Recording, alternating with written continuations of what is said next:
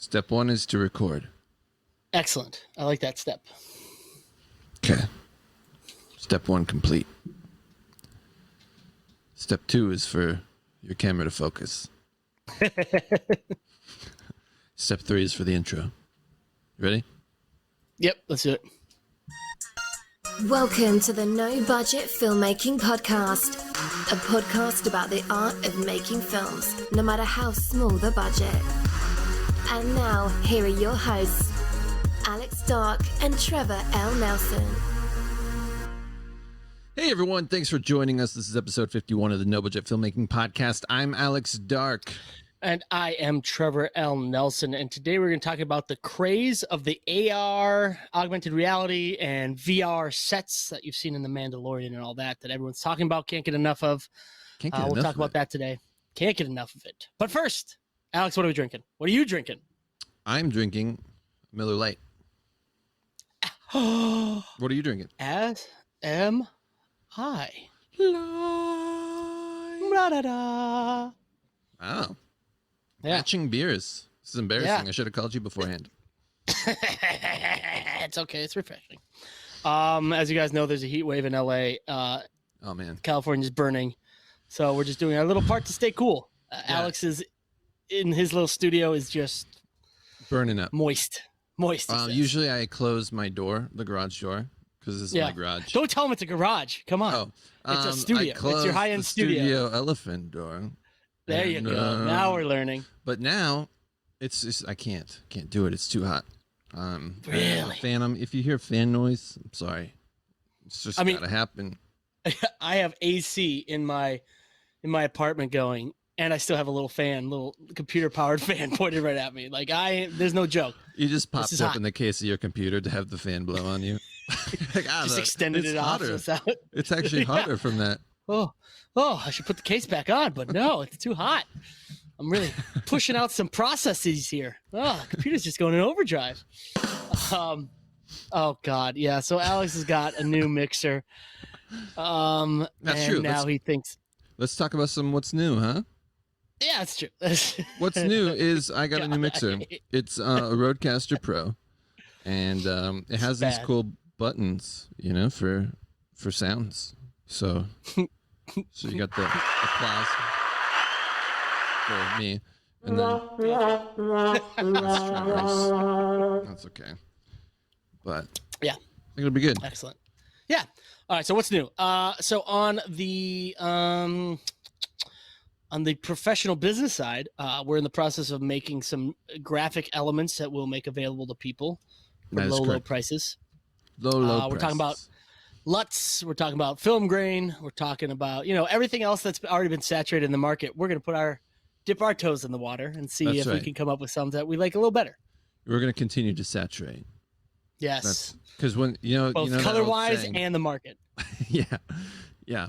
We're gonna make the ocean more red with blood of companies of our LUTs that aren't that great.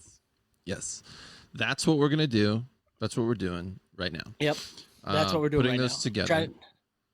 We're gonna try and make some sweet transitions for people, but man, people don't know. You gotta get C++ programming to get those good transitions. It's crazy. It's crazy. No joke. I started to learn C++ when I was 10 or something. And then I gave up, I think when I was 10 in a couple days. I did C++ in high school and in college. Wow. And you still know none of it. I still know none of it. Like math, if you don't use it, it just goes by the wayside. That's right, because you were going to be a computer program major. You had plans to be more successful than you are today. Much more successful, and what happened to that? Live in a much bigger house. But your parents were you're going into film instead. Wait, you're at USC for computer science, and you're doing what now? What? You basically telling us you want us to support you for the rest of your life instead of you supporting us? Yes, Mom and Dad. Love you. Not only that, Mom and Dad, but there's a friend of mine named Alex who needs your support too. So just make the check out to cash. I'll make sure it gets distributed equally. Also, what's new? Filmshake, our website builder, sales platform, shaking it up. Oh man, I'm not used to this being on video. I just do so many jerky movements that I didn't think anyone could see before, and now everyone can I have see. Tourette's. Yeah, all 2 people that watch this will see, including you and I. Yeah, exactly. My mom's like, "You got fat, Trevor." You have a skinny filter on Skype normally. For Filmshake, we've created some new templates that that mimic the styles of very popular video sales platforms and subscription platforms. Like Netflix, we have one. We have one that mimics Hulu's style for a series, and we have one that mimics Vimeo on demand for selling individual films. Nice. Yes. Nice. So we're rolling those out. Check those out when they get released, and then hopefully you guys find it interesting enough that you're like, "Hey, I want to use this platform to sell my movie." Exactly. Or movies. Movies. Or singular series. or plural. Or series, Or series. Yeah. So go ahead and sign up for our newsletter to hear more about that, or sign up for a free trial and just give it a try. Let's see what else we're making these cool story cards things. Yeah, we're gonna give that a go. So basically, kind of like guide you through a script. Yeah, it's like a story development tool. Let's drag and drop, use it on your computer. Yeah, and you can create outlines and then create your character plots and then sort of edit them together into a final script format. And, there's little tools for like helping you come up with ideas and all that kind of stuff on there.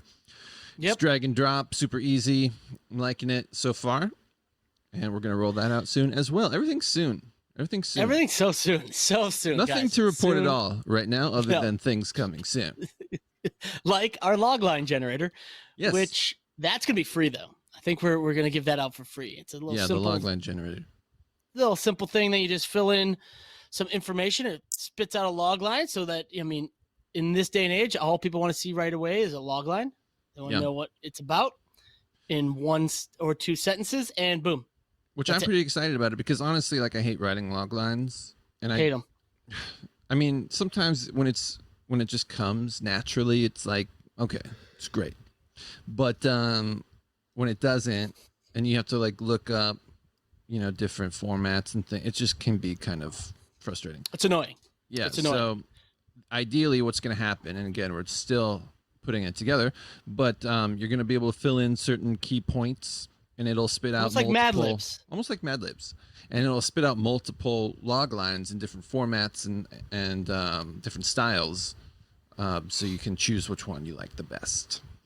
Keep it, use it, edit your script. Do your thing. Yeah, edit, sell your script. Easy peasy. So that's new. It's weird in a pandemic when you're on lockdown, basically, that there's not much new. We're continuing to write our scripts while working on these products, and that's about it. I mean, nothing too crazy there. No. That's about it. Just staying cool.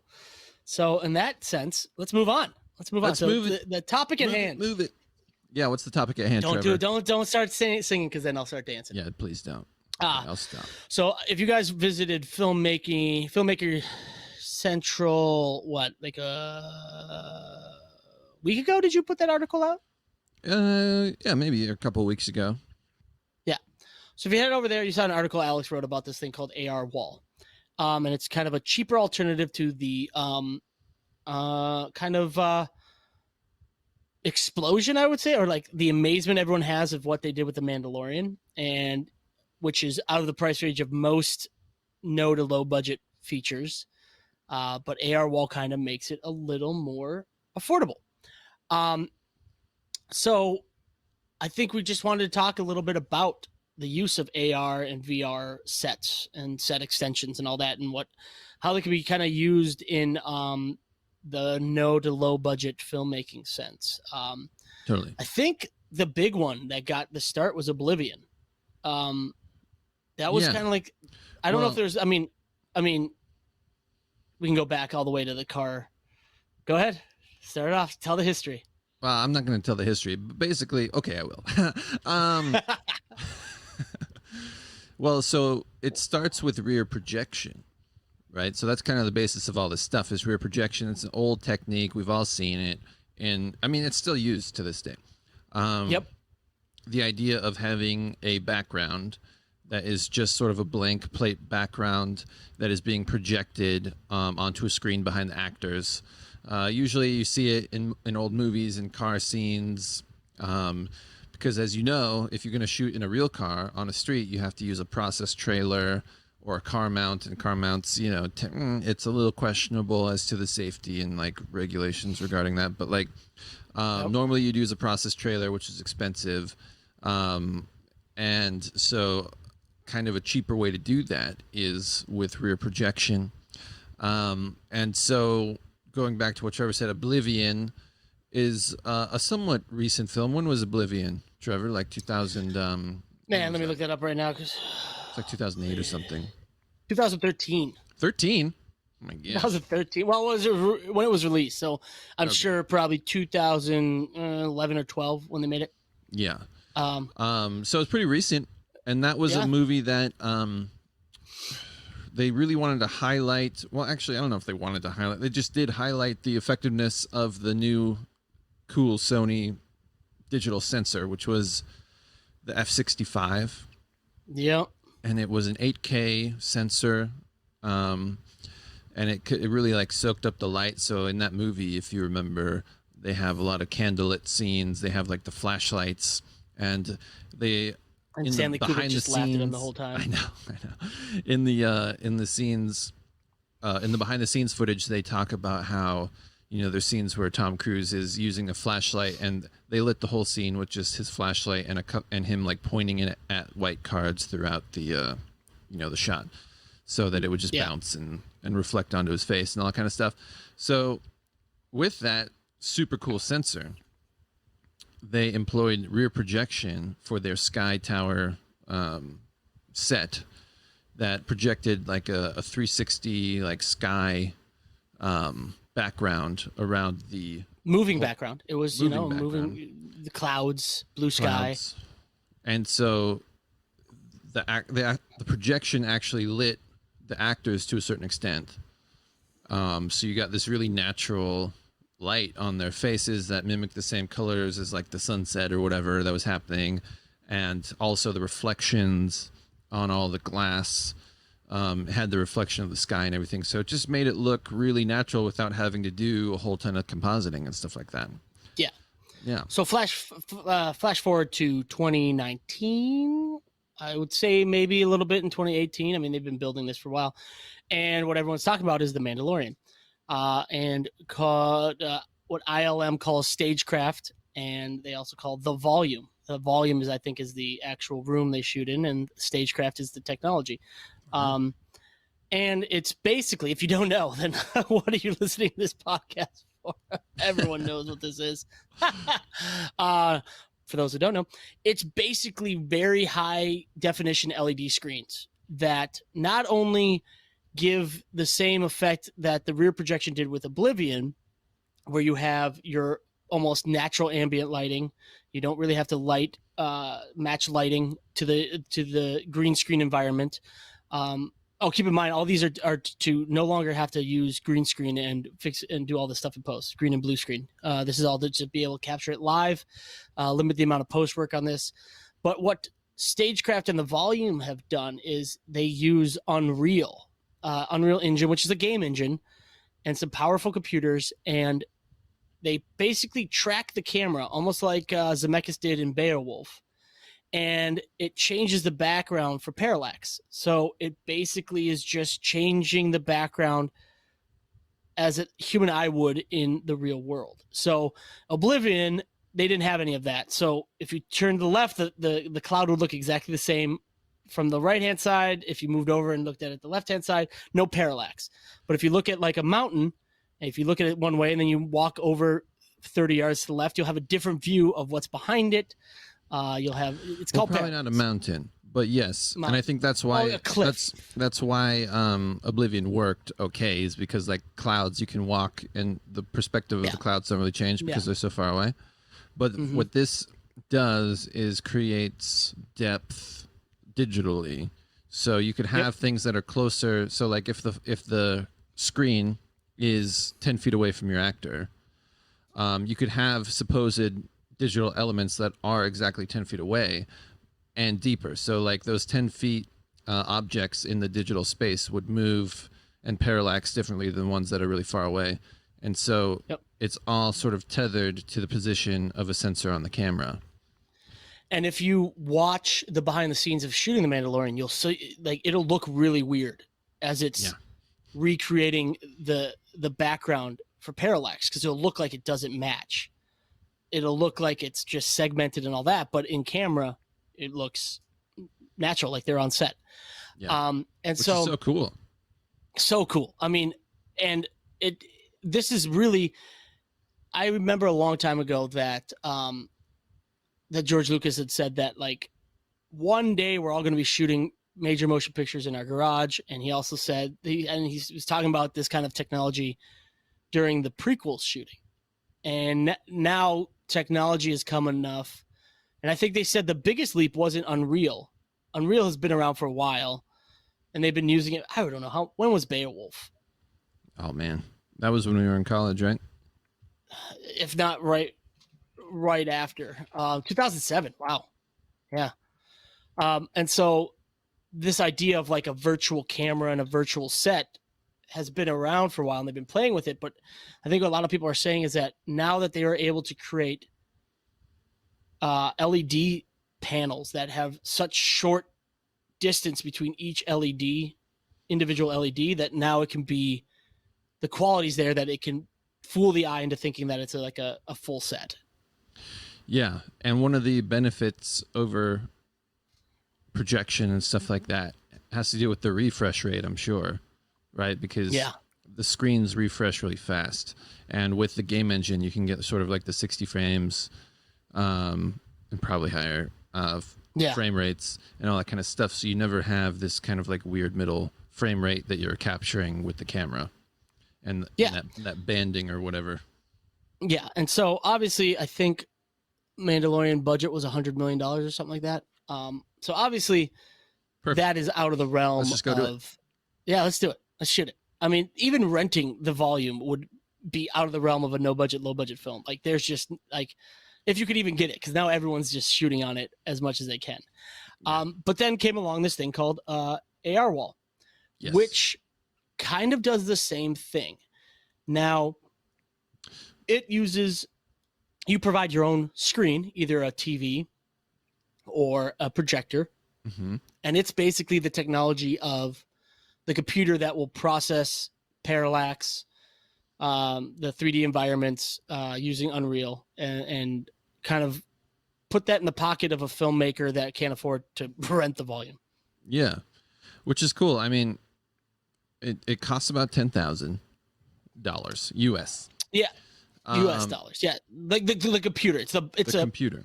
So if you go on their website, it's like you provide the screen or the projector. Here's the unit, 10,000 to buy, and then you're good to go. And it comes with the camera tracking system as well. Yeah, I believe. And so it looks almost similar to what the volume is able to do. Yeah, I think the difference big time is the scale of the screen, because I mean, let's be real, in order to get like a seamless 20 foot by 20 foot LED screen, I mean, you're spending serious dough. Yeah. And so I think it comes in handy if you are wanting to use it as almost a background extension. Like, I don't think it could be your permanent background. It's like they definitely tout it as something that's like through a window. Is, you create this environment through a window or through a view portal or something like that. You build a set around a TV or multiple TVs. But I also think, I do think it'd be possible to get some good stuff with projectors too, because you can get really, high output projectors for, way less than you can get a huge LED screen for. Now it's not going to be super, super cheap, talking like maybe $5,000 or something, but And so that's actually, as like I pull up Google and then just blast me in the face and my lighting changes completely. So like, what would you think like a projector, like, okay, so we have that projection screen, that outdoor projection screen. Yeah. How big is that? I think it's 19 feet wide. Okay. So if it's 19 feet wide, what kind of projector would you think would be needed to fill it? To fill it with high quality image? Like you'd want a 4K. You know, you wouldn't probably need a 4K. Well, it depends, right? On how you're going to use it. Because if I was thinking about it, you could probably get away with a really pretty low res projection if it was intended mostly for like close-ups, right? Where the background's blurry anyway. Yeah. And you just need kind of like the reference shapes and all that kind of stuff to be blurry. So in that sense, you could probably get away with it. But let's see, to have like a really high quality, I mean, you would probably want some type of like, well, also if you want it to like bounce light off and do the whole like lighting deal, you're gonna need a pretty high, like probably an event style projector, like not really a consumer level one.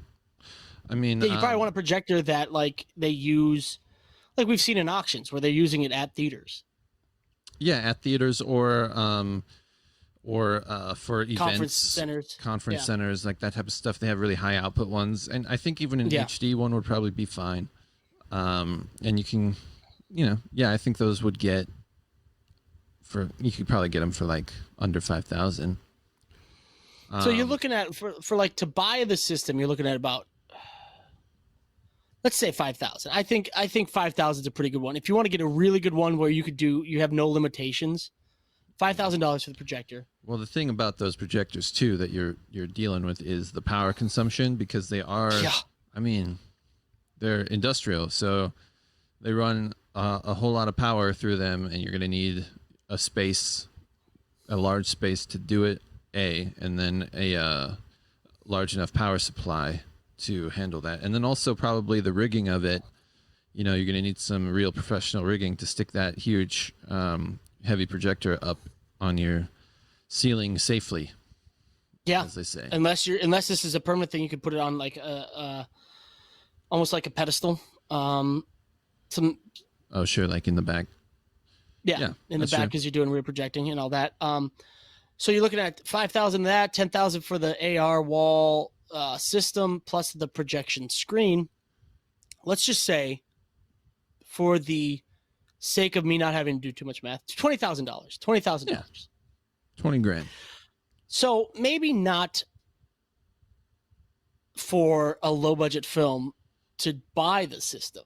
Yeah. But now you're talking about being able to go into a soundstage or just a warehouse and rent it.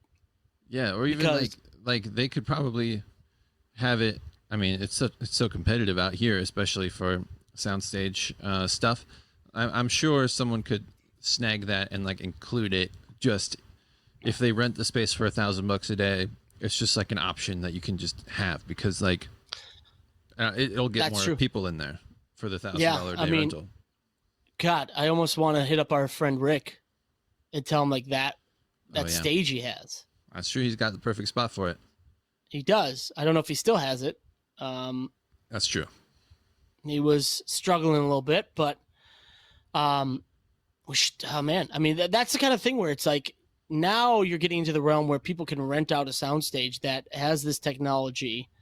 It may not be all encompassing like the volume, where it's even on the ceilings. Like they have ambient light, they have LED screens on the ceiling to cast down, sunlight, stuff like that. But you're still looking now at, you could go rent like you said, if any soundstage wanted to get more business in, just include it in the rental price. Like, yeah. Yeah. And that ceiling one, I mean, you could easily just put a second projector. I mean, you would need a tall enough putting ceiling. A giant theater projector just straight up. Just straight down. You'd have to trust your engineer to rig that thing. I mean, you could put it on the ground. It doesn't have to be rear projection. That's true. That's true. And then do the kerning. That's a good point too. I mean, I think I think the great thing about this is just that, especially if you get a big enough screen, is that the lighting is just, it uses the lighting from the projector. The colors it just looks so much more natural. Especially, yeah, I mean, we both have done green screen, and you can get good keys and stuff like that, and have a good background, and you can do 3D camera tracking. You can do it all in post, right? Yep. But that's the problem, though. There's just, I mean, without like a huge experienced team of compositors and stuff, making green screen footage look really natural is difficult. I mean, it's not, you can make like good looking keys pretty easily, but like making it look really natural, like you can't tell that it's green screen is pretty difficult. And so what's funny is that that's the benefit of this. Yeah, no, absolutely. I mean, you still need people to build the environments for green screen. So it's, you still need that. You're going to get maybe game designers now to build your environments rather than like, VFX artists. So that doesn't really take that aspect out of it. But it's so funny you mentioned about like great keying and all that. I just saw just like something popped up in my timeline. It was the stars of Amazon's The Boys reading negative reviews about their show, right? What does this have to do with it? Well, love it. It's Amazon, FU money. And again, I don't understand why people do this. But so it's like this, them all in character in their costume, and they're just reading these things and all that. And they have a nice little like gradient white and gray background. And you're like, oh, this is nice. But then one of the actors gets all amped up and starts doing like high motion middle fingers, like, spinning around, middle finger, jumping in the air, middle finger, like screw you guys and all that. And you could tell it was green screen because it had the green, on movement.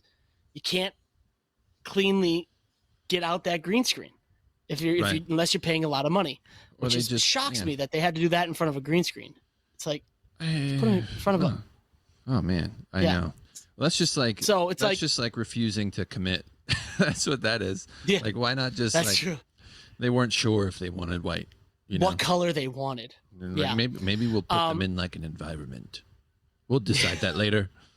Who cares? Oh God, this is due tomorrow. Let's just put a white gradient. Speaking of, not to like throw them under the bus, I feel like Amazon is pretty far behind in terms of the quality of the effects on their shows. Like, what is up with that? Have you noticed that? Like, a lot of their shows, they seem kind of wonky. Like, now, The Boys is probably one of the better ones. But you look at they had a plane crash that looked pretty legit, but some of them are not great. Yeah, but I'm talking even like, not even like set piece effects, right? Like the ones where it's just supposed to like blend into the background to make it look like a 1930s setting or whatever, and you're like, what is that? It looks kind of weird. Like Man in the High Tower. You're like, I don't get it. Ugh. It's kind of weird. There's something weird about it. It kills me. I know. That show is such a good idea, but it kills me with their VFX in that show. And I don't know why. I don't know. I saw like the first season, and they may have gotten better. I know that was one of the very first Amazon shows. So maybe that's why they didn't want to put like a ton of dough into it, but because they had no idea if it would do well. Right. But I mean, like that moves us into our next aspect of it. Is like, now people are wanting this. Like Amazon is somebody that I could see renting out the volume or building their own stage like this. Because exactly. Because Netflix, man, my apologies. I am just burpy today. What's new? What else? Netflix. Yeah, true. Right. Netflix has put in their mandate that they're looking for stories that can utilize this technology. But that's an interesting thing too, right? What does that mean? Like, what stories can't utilize this technology? Exactly. Like, I don't know. I don't know why they put it in a mandate, but like everyone's on board with this because I mean, did you watch The Mandalorian? I did. Do you think it? I liked it too. I mean, me are huge fans of Westerns, and so the Western thing just really got me. It's pretty good. Do you think it looked like a larger than $100 million budget? It's tough because we're talking about episodic, right? Like, what was the episode breakdown on that? It was like 10 million per episode, roughly. That'd be about 10 million. Yeah. I do think that each episode looked more than 10 million.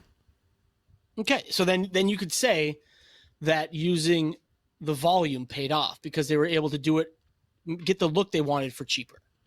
Yeah, because I think so. Some of those, I mean, like that sandcrawler scene when they're outside, or just that, especially this comes in handy, like you had mentioned before about Oblivion, in a show where the main character wears a helmet that is extremely reflective, and you can have like the actual background screen reflecting in his helmet, and you don't have to put that in post. Yeah, I think like the true testament to me to the technology in that show is that I can't tell, what are set pieces, like physical set pieces in the actual space and what's not.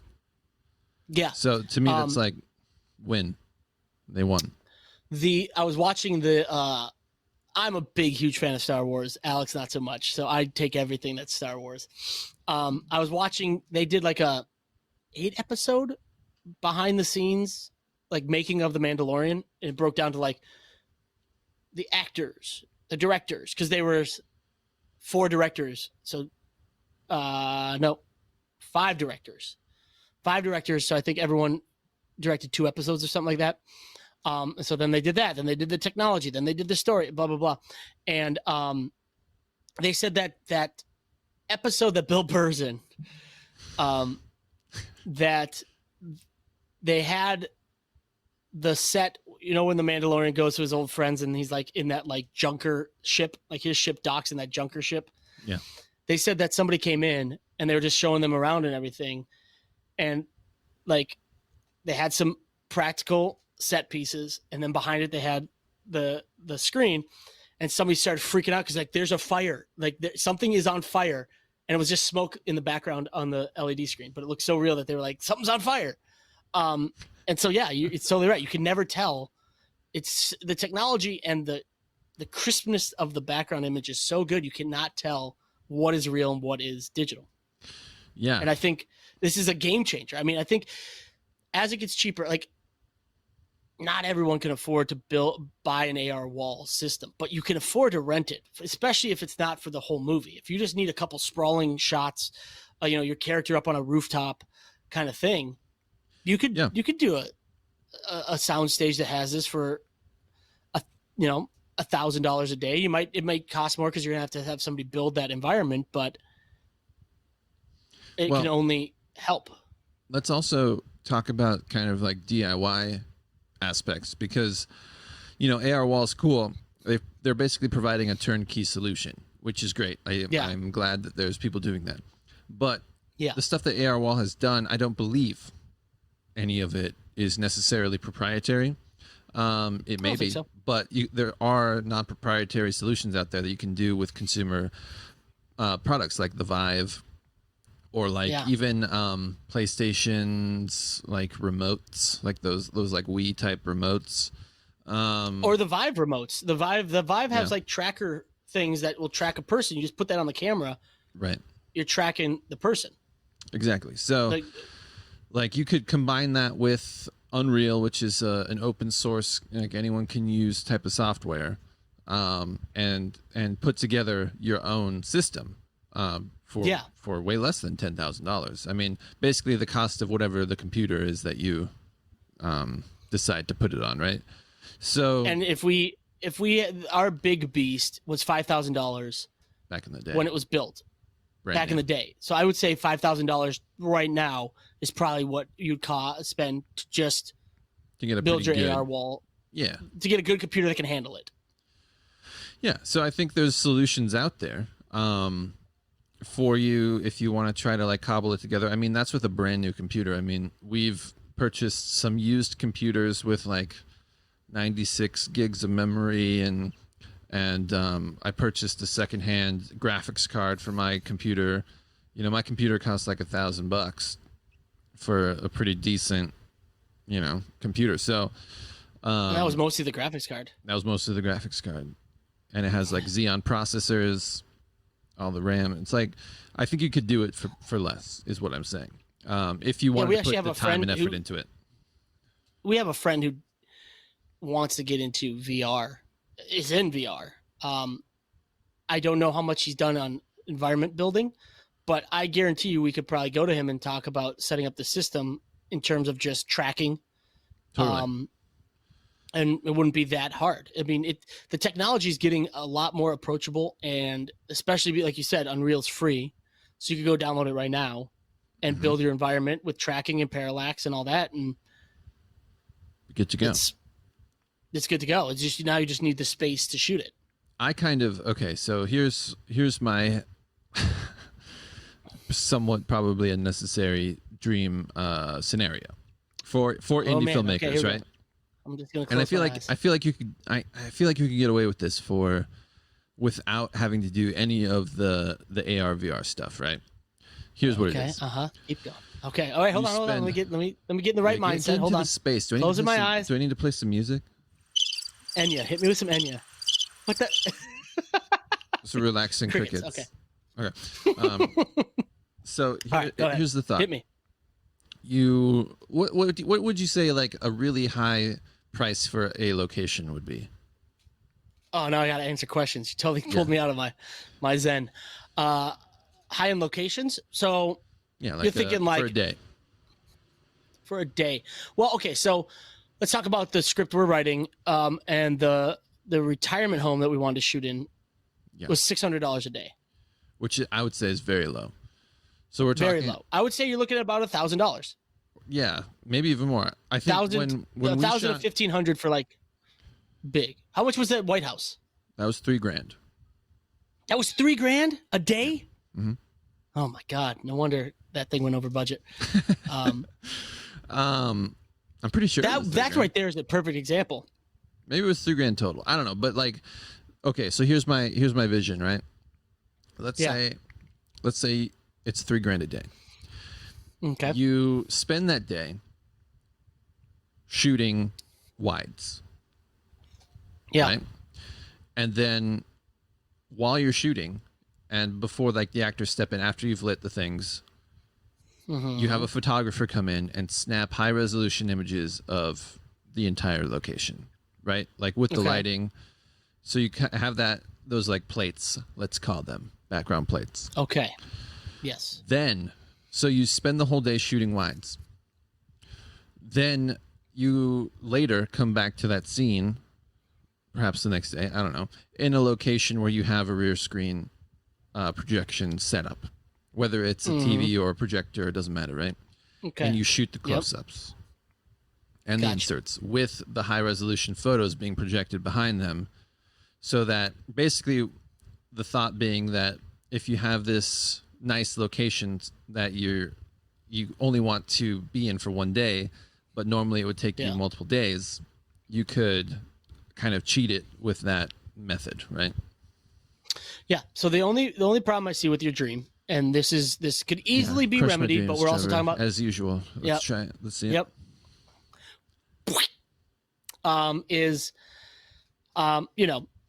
When we're talking no budget, low budget, pre-production and planning kind of go out the window sometimes because it's just time and money, which is fine. I'm just saying, just forewarning.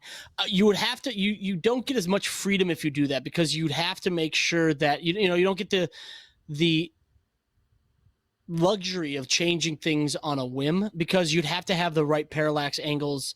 You'd have to have the right angles of the pictures. Now, could you fudge it because it's blurry in the background because you're doing a close-up? Absolutely.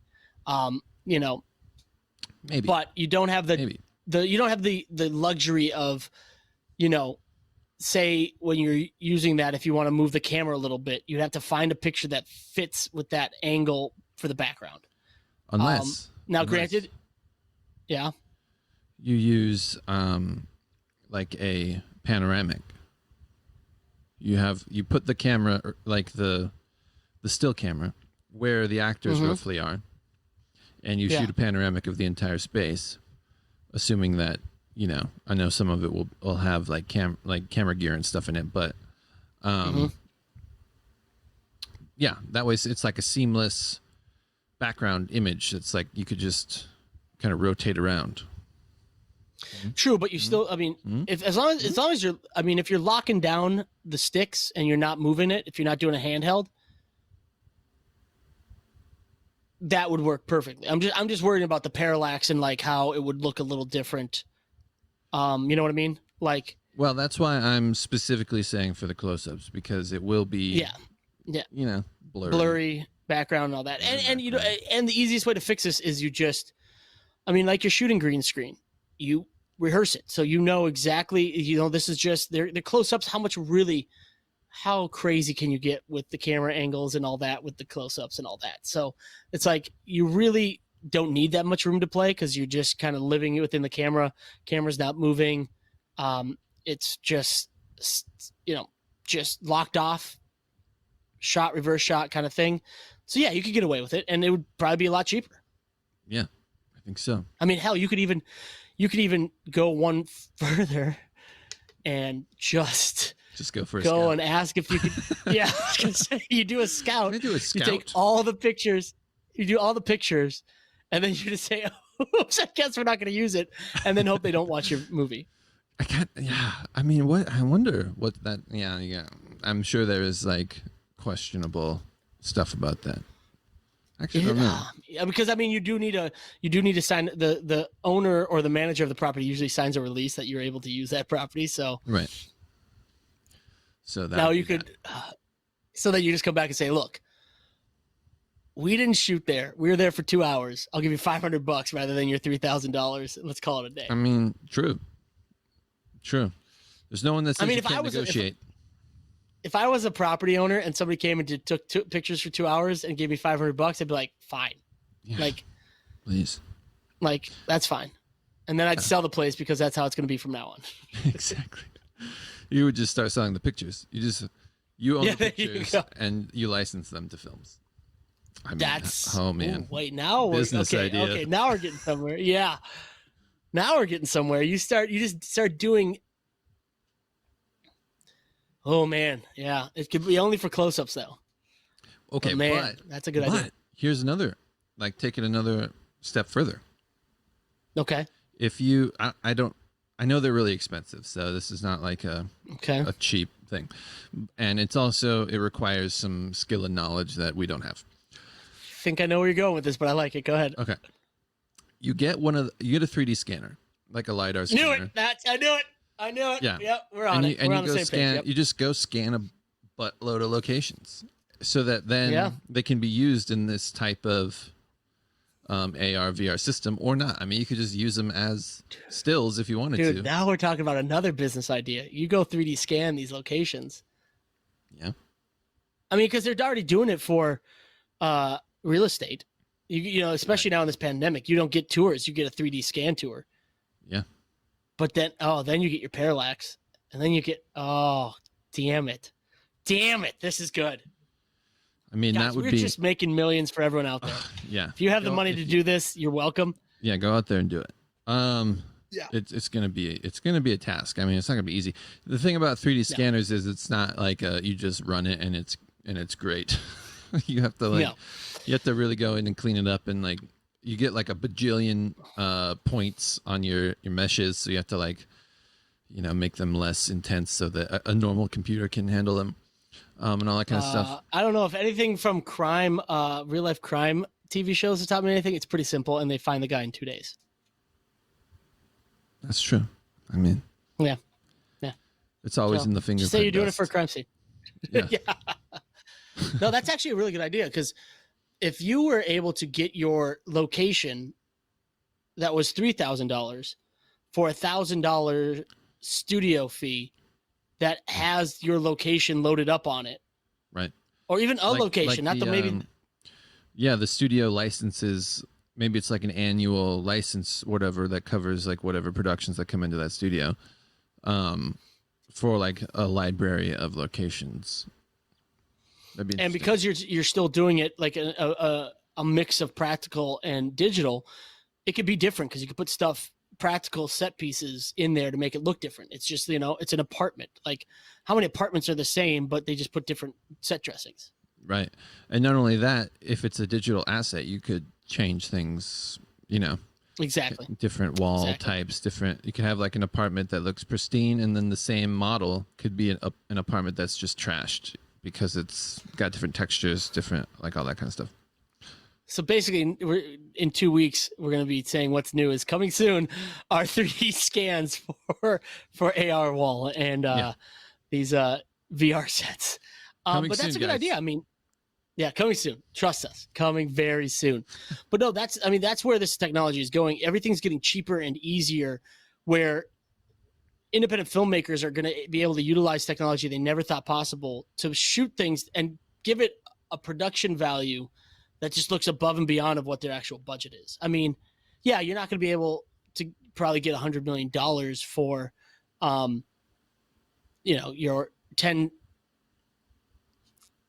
episode series from the Star Wars canon. But you could make a $20,000 film look like a $100,000 film because you have some really sweet, expansive sets that are just projected from a rear projector. Yeah.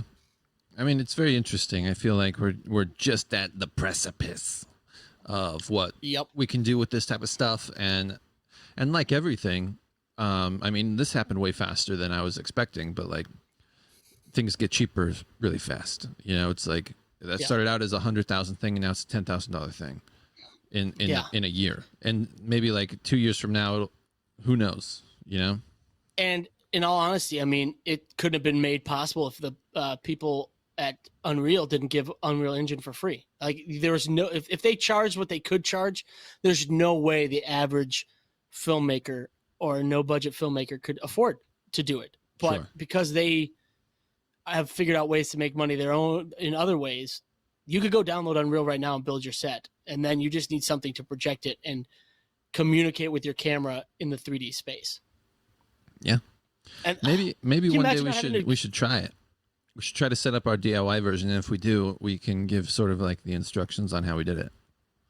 I'd be down. I mean, I'd definitely be down. I mean, we could talk to Rick and see if he would want us to set it up and test it out there. We could just do it in my backyard with like a small projector, just as like a demo, like at night. Yeah, we could. Yeah, actually, we could. Because I have a projector. We could even do it at Maria's with her big backyard too. There we go. Yeah. Easy. Yeah, maybe we should look into that. That'd be pretty cool.